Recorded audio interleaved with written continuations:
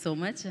And నా చాలా natural approach ఉంటుంది తన యాక్టింగ్లో అండ్ వెరీ గుడ్ టైమింగ్ ఉంటుంది. సో ఆ టైమింగ్తో ఆ న్యాచురల్ అప్రోచ్తో యాక్టర్ నుంచి హీరోగా ఎదిగిన అంకిత్ కొయ్య ఈసారి బ్యూటీ సినిమా సూపర్ సక్సెస్ అయ్యా.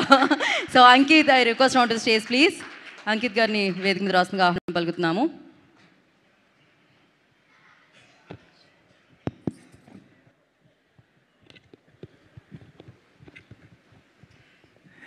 అందరికీ నమస్కారం అండి.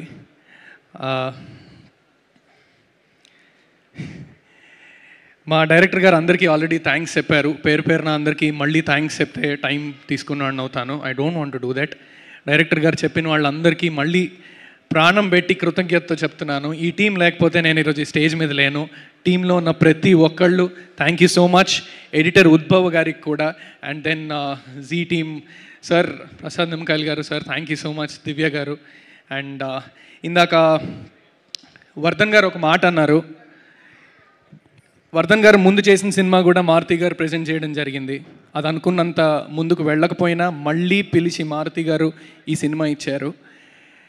మనము న్యూస్లో కొన్ని చోట్ల వింటూ ఉంటామండి దట్ పలానా డైరెక్టర్కి సక్సెస్ వచ్చింది, పలానా యాక్టర్కి సక్సెస్ వచ్చింది, ఇప్పుడు వాళ్ళకి వేరే ప్రొడక్షన్ హౌస్ల నుంచి అడ్వాన్స్ వస్తున్నాయంట, ఇవన్నీ వింటూ ఉంటారు. మా నాన్న ఎప్పుడో మాట చెప్పేవారు, నువ్వు నలుగురిలో కనిపించిన తర్వాత నీ వెంట వచ్చేవాళ్ళు వేరు, నువ్వు అసలు ఎవరికి తెలియనప్పుడు నిన్ను గుర్తించి నిన్ను పిలుచుకొస్తాడు చూడు, వాడిని ఎప్పుడు మర్చిపోద్దని. అలాంటి వాళ్ళు చాలా అరుదండి. మారుతి గారు ఇలాంటి వాళ్ళు, ఎస్కేఎన్ గారు కానీ, మొన్న లిటిల్ హార్ట్స్ నాకు ఈ సినిమా ప్రొడ్యూసర్ బన్నీవాస్ గారు కానీ, ఇలాంటి వాళ్ళు నిజంగా చాలా అరుదండి. నమ్ముతారు, వాడిలో ఈ టాలెంట్ ఉంది, వాడు ముందుకెళ్ళాలి అని నమ్ముతారు, అవకాశాలు ఇస్తూనే ఉంటారు వాళ్ళు నిలబెట్టే వరకు కూడా. Sir, thank you so much Maruti గారు. మీతో అసోసియేట్ అవ్వడం, మీరు నన్ను పిలిచి యాక్టింగ్ బాగా చేస్తున్నాం, అంతకంటే ఇప్పుడు ఈ రోజులు ఎలా ఉన్నాయంటే అండి,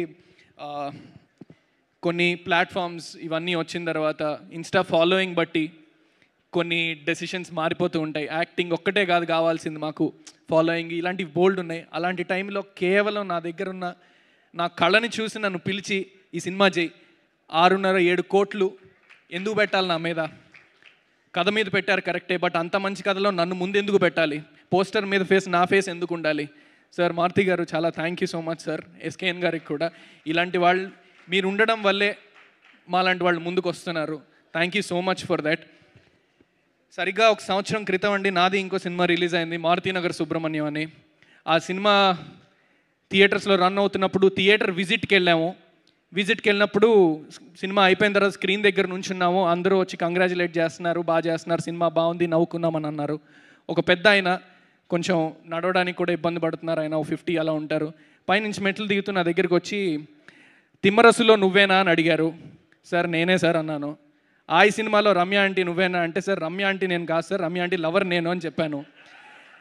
దానికి క్యాజువల్గా ఆయన నవ్వి చాలా క్యాజువల్గా ఈ మాట అన్నారండి, చాలా బాగా చేస్తున్నావు అమ్మా, చాలా మంచి సినిమాలు చేస్తున్నావు, పోస్టర్ మీద నీ ఫేస్ ఉంటే ఏ సినిమా అది నేను చూస్తాను, అది ఖచ్చితంగా చూస్తాను, క్యాజువల్గా చెప్పి వెళ్ళిపోయారు ఆయన. అది నన్ను ఎంకరేజ్ చేయడానికి మాత్రమే అయి ఉండొచ్చు, కానీ ఆ ఇన్సిడెంట్ ఏదైతే ఉందో నా కెరియర్లో ఖచ్చితంగా చాలా ఇంపార్టెంట్ ఇన్సిడెంట్గా ఉండిపోయిందండి. ఎందుకంటే దాని నుంచి నాకు ఒక ఆలోచన వచ్చింది.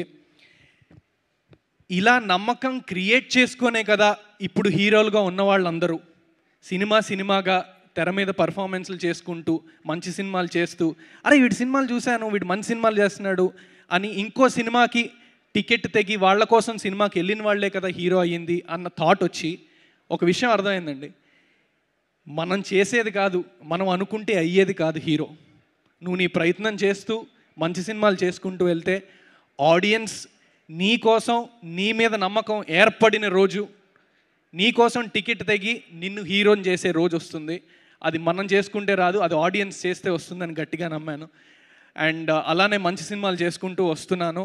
బ్యూటీ కూడా ఖచ్చితంగా మిమ్మల్ని డిసప్పాయింట్ చేయదు. నేను ఇప్పటిదాకా చేసిన సినిమాలు ఏవి కూడా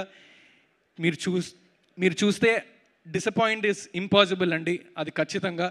బ్యూటీ కూడా నా కెరియర్లో ఇంకో మంచి మెట్ అవుతుందని గట్టిగా నమ్ముతున్నాను. మనకు తెలిసిన పెద్ద పెద్ద హీరోలు అందరూ కూడా ఈ నమ్మకాన్ని ఏర్పాటు చేసుకొని ఒక బ్రాండ్ ఏర్పాటు చేసుకున్నారు. అరే వీడి సినిమా అయితే ఖచ్చితంగా బాగుంటుందిరా, హీరో ఫేస్ చూసే మన టికెట్ తెగే రోజులు ఇవి. అలాంటి Telugu audience, cinema audience ticket తెంపి ఇప్పుడు మన తెలుగు రాష్ట్రాల హీరోలు అందరూ పాన్ ఇండియా హీరోస్ అయ్యేలా చేసిన తెలుగు ఆడియన్స్కి నేను ఒకటి చెప్తున్నాను. నా పేరు అంకిత్ కొయ్య. ఇప్పుడిప్పుడే స్టార్టప్ బ్రాండ్ ఇది మార్కెట్లోకి వస్తుంది. ఇది minimum guarantee brand. There is no doubt about it. ఇది నేను పొగరుతోనో దేంతోనో చెప్పట్లేదండి. నా సినిమాలు మళ్ళీ చూడొచ్చు మీరు నేను చేసినవి.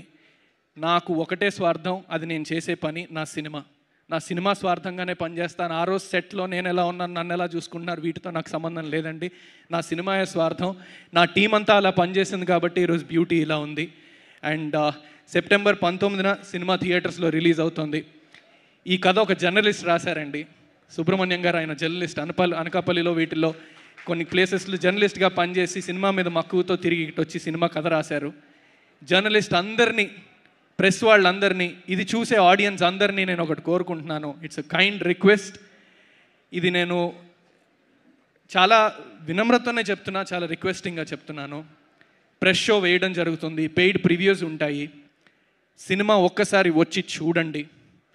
ప్రెస్ వాళ్ళందరూ, రివ్యూస్ ఇచ్చే వాళ్ళందరికీ కూడా నేను ఒక మాట చెప్తున్నాను, చాలా రిక్వెస్టింగ్గా చెప్తున్నా ఈ విషయం. మీకు సినిమా నచ్చలేదా, రివ్యూ రాసే టైం కూడా వేస్ట్ చేయొద్దు. 0 ఇచ్చేయండి, 5కి 0 ఇచ్చేయండి, ప్రాబ్లమే లేదు.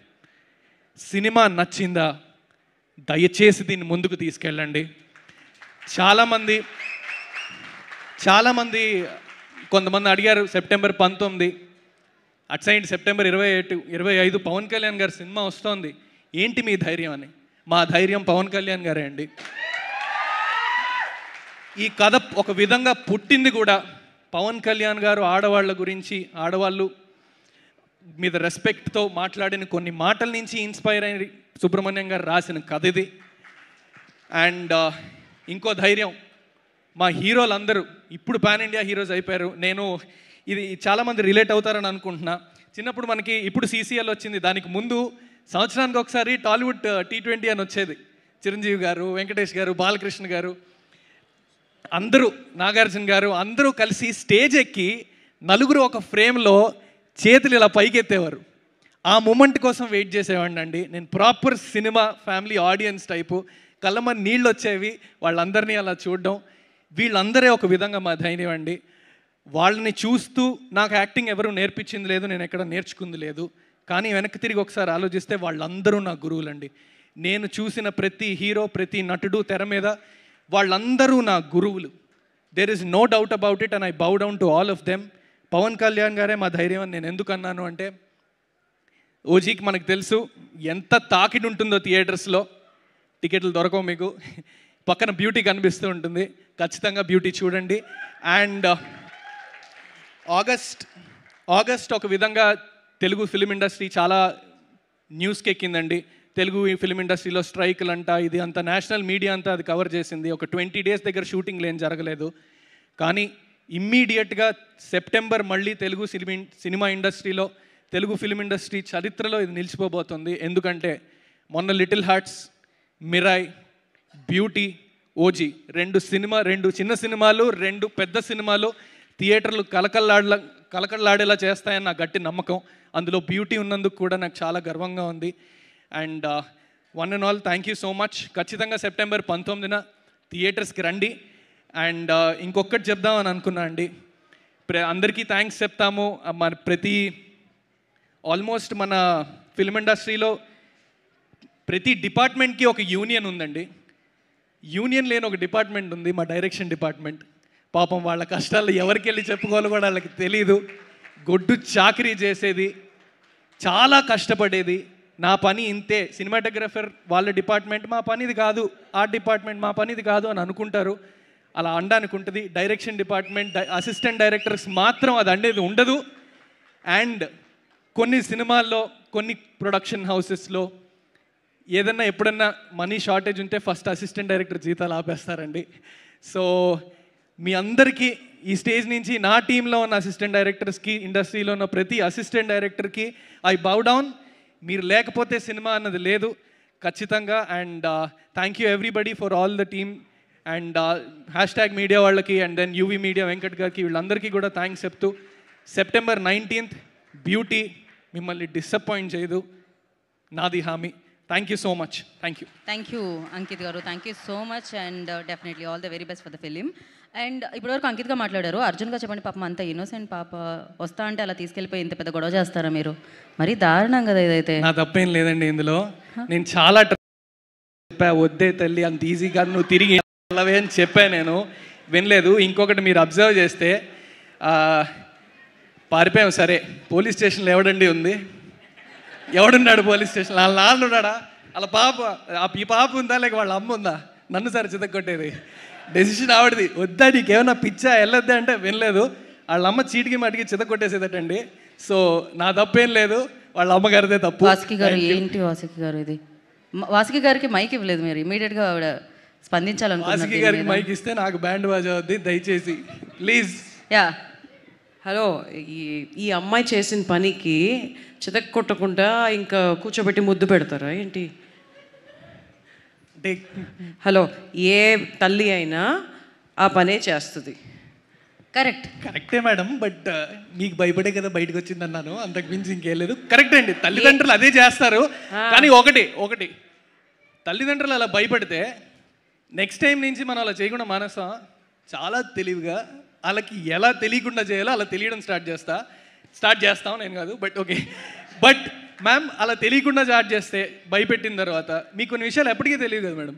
తెలీదని మీరు అనుకుంటున్నారు, మాకు అన్నీ తెలుసు. మాకు అక్కడే పప్పులో కాలేస్తారు. మీరు అనుకుంటే మేమేం చేస్తాం? లేదు మ్యామ్, పేరెంట్స్కి యూత్ గురించి చాలా విషయాలు తెలీదు. అది అవునా కదా? Okay, for example madam,